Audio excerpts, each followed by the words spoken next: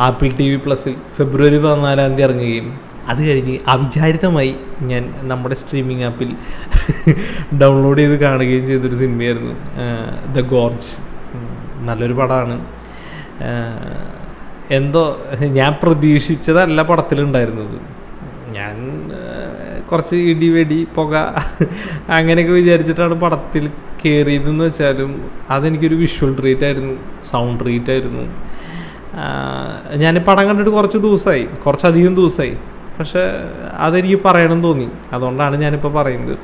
നിങ്ങളാരും കണ്ടിട്ടില്ലെങ്കിൽ, കുറേ പേര് കണ്ടിട്ടുണ്ടാവും എനിക്കറിയാം, എങ്കിൽ പോലും കാണാത്തവരാരെങ്കിലും ഉണ്ടെങ്കിൽ തീർച്ചയായും കാണണം. നല്ലൊരു ക്വാളിറ്റി പ്രൊഡക്റ്റാണ്. ഒരു ഫുൾ മാർക്ക് കൊടുക്കാൻ പറ്റുന്ന ഒരു സിനിമയൊന്നുമല്ല. പക്ഷേ എങ്കിൽ പോലും നമ്മളെ പിടിച്ചിരുത്താൻ കഴിയുന്ന, ചില സമയത്ത് പേടിപ്പിക്കാൻ കഴിയുന്ന, ചില സമയത്ത് ചിന്തിപ്പിക്കാനൊന്നുമില്ല. പക്ഷെ എങ്കിൽ പോലും വലിയ കുഴപ്പമില്ലാത്തൊരു നല്ലൊരു ട്രീറ്റ്മെൻറ്റാണ് പടം. മനക്കട്ടിയുള്ളവർ കാണുക.